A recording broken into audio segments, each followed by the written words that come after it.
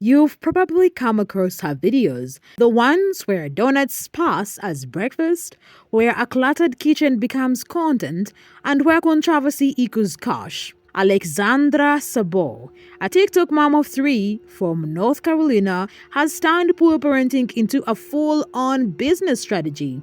With over 600,000 followers, she's built a platform by doing everything experts warn against and making sure the camera captures it all. Is this just harmless mom content, or are we watching child exploitation wrapped in junk food and Wi-Fi? In this story, we're digging into how Alexandra used processed meals, dirty stoves, and emotional manipulation to build her brand. From donut breakfasts to Wendy's diners and grocery carts filled with sugar, it is time we talk about what's really happening on her page and what it's costing her kids. Let's start with the infamous video that lit a match under the entire internet. Alexandra casually sets up her camera and begins filming what she calls breakfast for her one-year-old daughter. On the plate, 3 powdered donuts, all dusted in thick layers of sugar, and beside them, a plastic container of cinnamon-flavored applesauce. No protein, no fruit, no fiber, just sugar on sugar with a side of preservatives. The reaction was instant. The comment section exploded with people accusing her of neglect, pointing out how dangerous it is to give that amount of sugar to a one-year-old whose body is still developing. Some called it child abuse in blind sight, while others mocked her for what seemed like an intentional choice to make her child look like her. It was brutal and yet strangely predictable. Of course, a small group of viewers tried to come to her defense. We all have lazy days, some said. At least the baby was fed, others insisted. A few even went so far as to claim that the cinnamon in the applesauce would somehow cancel out the sugar in the donuts, as if this was some sort of nutrition math. But let's not kid ourselves. This wasn't an oopsie. This wasn't a bad day. This was calculated. This was branding. That one video went viral almost overnight. Suddenly, her follower count started climbing like crazy. Views hit the roof. People couldn't stop watching and reacting. And in that chaos, Alex saw something most people wouldn't: an opportunity.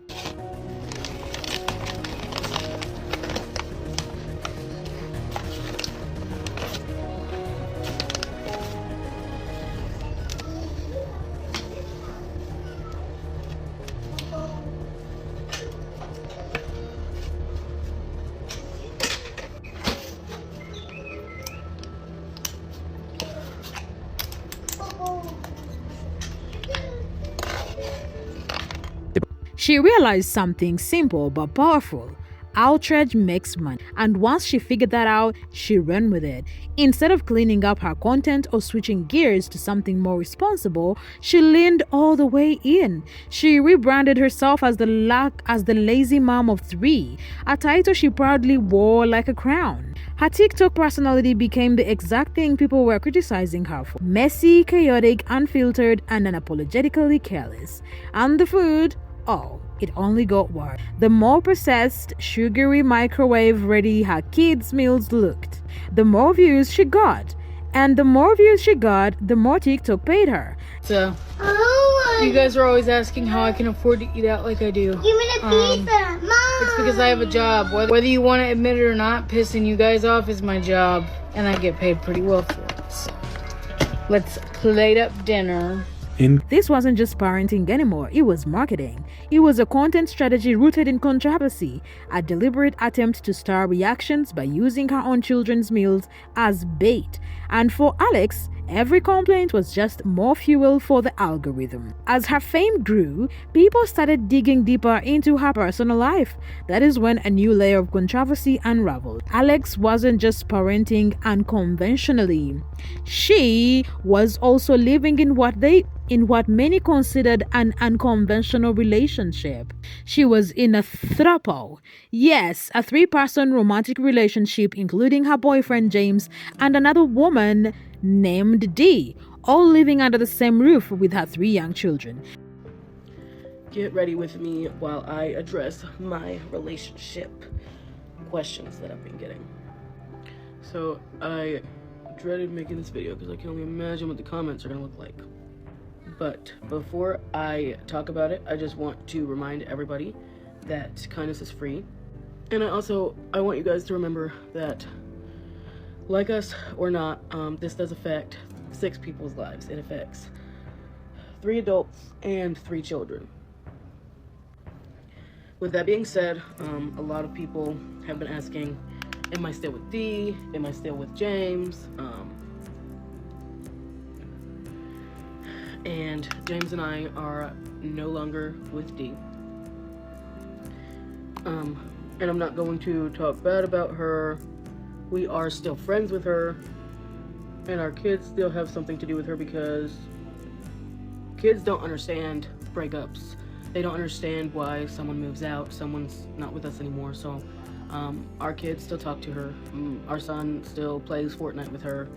So I'm not going to talk bad about her. We are still good friends with her. As far as the drafts I posted yesterday, I did spend quite a bit of money on her, and no, I do not regret it.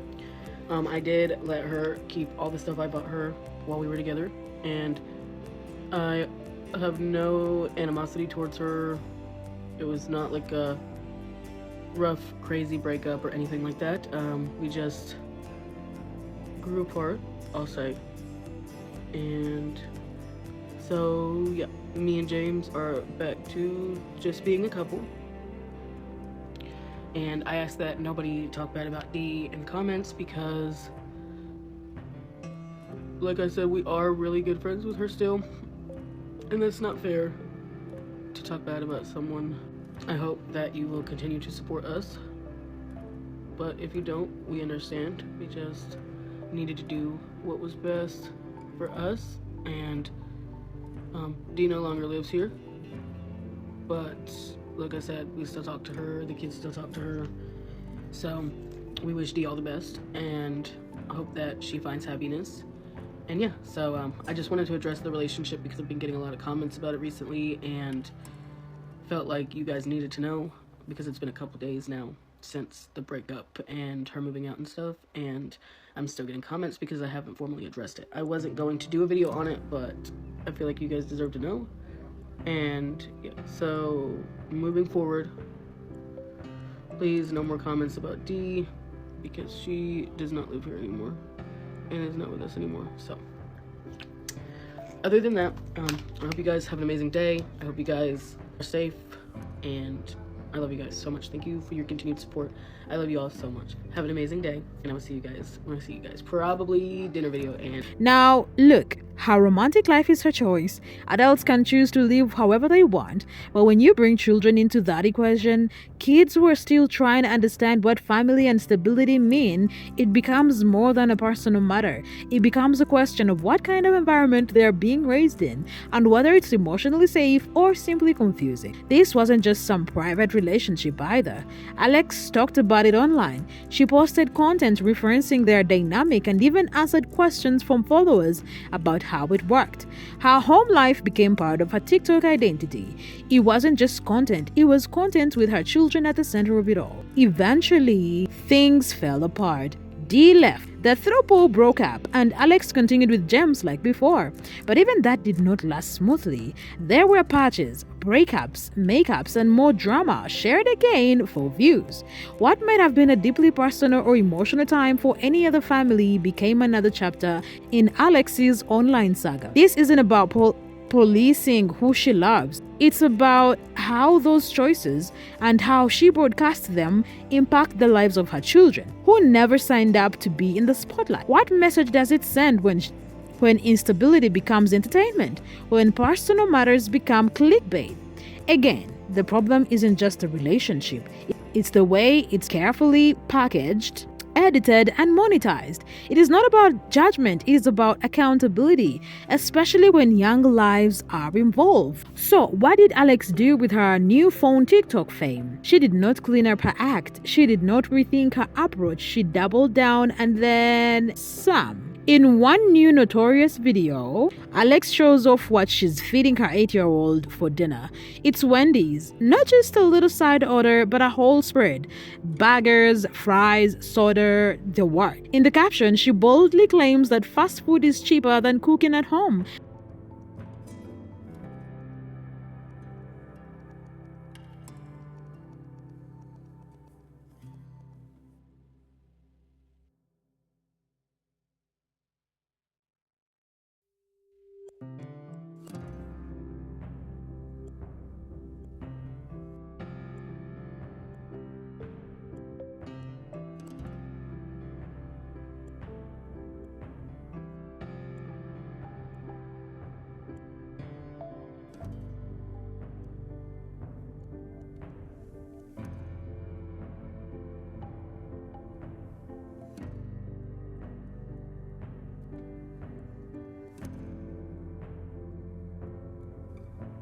And while that line might sound relatable at first glance, it did not take long for people to do the math. Because Wendy's, it is not cheap, especially not in the quantities she showcased. A basic grocery haul of rice, beans, vegetables, and even a small pack of meat could last multiple meals and offer actual nutritional value. But instead of doing that, she chose the option with high sodium, high sugar, and high engagement. And that's really what this is all about. It is not about budget, it is about bait. By picking a well-known fast food chain and then pretending it's the fragile option, Alex knew exactly what she was doing. She triggered people. She got them rallied up in the comments. Some were angry, some were concerned, others were sarcastic, but all were engaging. And every angry comment, every stitch and repost, that is money in her pocket. She's figured out how to manipulate outrage into income. And her kids, they're the props, the ones to an end. The means to an end. It is clear she isn't resorting to fast food because she has no other choice. She's doing it because it keeps the algorithm spinning, because it ensures people stay mad enough to click, because in her world, the recipe for success isn't nutritional care, it is controversy on camera. And the worst part, it is working. Let's talk about hygiene, because when we're feeding children, especially when it's filmed and shared with hundreds of thousands of followers, it should matter. A stove, it's always dirty, not a little cluttered, but just used. We're talking dried up grease splattered across the banners, food crumbs building up in the corners, and sticky cake on residue that looks like it's been there for weeks. And this isn't a rare occurrence, it is a recurring theme. In nearly every video where she's cooking, you can see the same mess, the same filth, the same neglect. This is where she prepares food for her children. It is not just concerning, it is unsettling. A kitchen is supposed to be a safe place. Clean counters, sanitized surfaces, but Alex's stove looks like a health hazard. And yet, she records it, posts it, profits off it. Not just used. We're talking dried up, grease splattered across the banners, food crumbs building up in the corners, and sticky caked on residue that looks like it's been there for weeks. And this isn't a rare occurrence, it is a recurring theme. In nearly every video where she's cooking, you can see the same mess, the same filth, the same neglect. This is where she prepares food for her children. It is not just concerning, it is unsettling. A kitchen is supposed to be a safe place. Clean counters, sanitized surfaces, but Alex's stove looks like a health hazard, and yet she records it, posts it, benefits off it. Like, this level of grime is quirky or relatable, or instead of what it actually is, potentially dangerous. Now let's talk about the grocery hauls. You know, the ones, those come shop with me videos where moms show off their weekly purchases. Most people use them to share tips or budget meals, but Alex, her cart looks more like a snack aisle exploded. One particular video started out deceptively. Okay, she blessed a few apples and bananas into her cart, and for a second, viewers thought, okay, maybe she's trying to turn things around. Then came the storm. Pop-Tarts flying in, sugary yogurts toasting like confetti, boxes of processed lunch kits, packaged cakes, soda, not a single item with real nutritional value. Add it on top. The healthy fruit crushed under a mountain of chemically preserved, sugar-packed products. And here's the kicker. She wasn't buying for a party. She said this was for her kids' school lunches, which means we're not looking at a one-off. This isn't a treat-yourself moment. This is a full-blown lifestyle, a daily diet rooted in additives, artificial flavors, and sugar. Her children are growing up on this, not by accident, not because of poverty, but because junk food triggers views. And Alex, she's choosing visibility over vitality every time. It is not just what they eat, it is how they live. And that is where things get even more unsettling. Alex posted a video titled Messy House Cleanup on her backup TikTok account, and it was exactly what the title promised, but not in a cute or quirky way. The video opens with close-ups of food crumbs ground into the carpet, stacks of dirty dishes left in the sink for what looked like days, half-eaten snacks abandoned on furniture, and trash scattered across the floor like it was a junkyard. This wasn't a small mess after a long day. this was the kind of pill that takes days, even weeks to build up. What did she say? First, she blamed the kids, claimed they're the reason things get this bad. Then, almost as if to deflect the backlash she knew was coming, she pulled the mental health card, saying she's been struggling and did not have the energy to tidy up. And then she dropped the real reason behind the video. She wanted to test the waters on her backup account before posting the same content to her monetized main page. That is when it hit people. She wasn't being vulnerable. She wasn't asking for support. She was testing content. She was analyzing reactions. Even her mess, her stress, her mental state, all of it was content. This is what is so disturbing. It is not just the chaos itself, it is the way she turned her personal struggles, her family dysfunction, and her children's living conditions into TikToks. There is no filter, no line she won't cross. If it gets clicks, it gets posted. But when people say, oh, she's just being real, we have to ask, real for who? Because when even your dirtiest, most intimate low points are calculated for monetization, it stops being authentic. It starts being exploitation. People began asking if she's making TikTok money, why is she still using food stamps?